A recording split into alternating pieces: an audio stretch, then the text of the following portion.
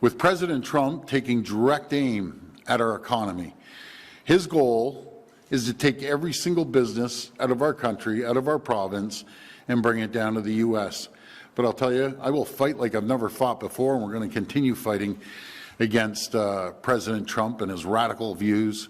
You know what's a problem with President Trump? And, you know, we're united. First of all, I've never seen this country more united, ever, in all my years of being in politics, and it's a great feeling, all provinces, territories, municipalities, and the federal government. But, you know, Prime Minister Carney is trying his best, but this guy will say something one day, and he'll wake up, and the cheese slips off the cracker, and then all of a sudden he goes the other way. And you're thinking, how do you deal with a guy like this? Are we hoping that we can get a deal with zero tariffs? Yes.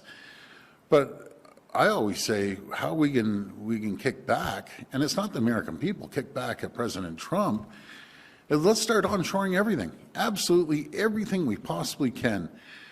Like I-beams, those big steel I-beams. I didn't realize we don't make them here until found out during the trade deal. Or the rails that are beautiful, our cars are going to be made, sorry, the street cars are going to be made down the street.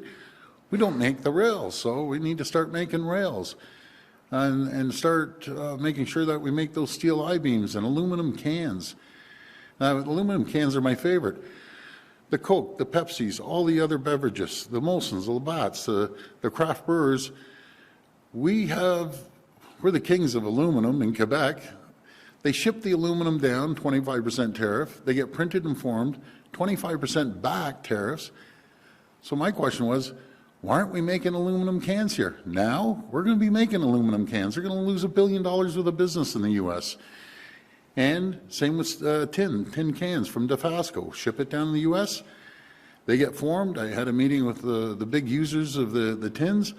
Now we're bringing a line up here. And they're going to be losing out on about 1.3 billion cans just on the tin cans.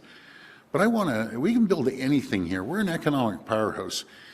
You know, folks, we don't have to take a back seat to anyone in the world, and we sure the heck don't have to take a back seat to President Trump. He needs to remember, yes, they're our number 1 customer, but we're their number 1 customer. You hear about all these deals he's making, and they're good countries, Japan and Korea. But I'll give you an example with Japan. He said he made this beautiful deal and everything, and God bless him.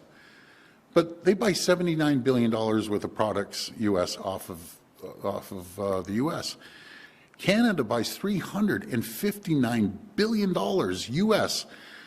off the folks south of the border. 9 million Americans wake up every single morning to produce a widget or a good just for Ontario alone.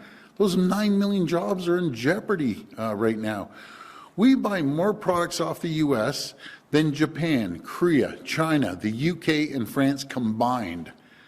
So I wouldn't roll over, and I've told the Prime Minister, do not roll over, hit that guy back as hard as we possibly can, and that's what we need to do.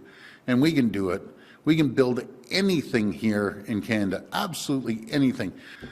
So we're going to win this thing. You know, one way or another. We're going to go down and we're going to roll over. We'll keep fighting every single day. So thank you for getting me ramped up like this.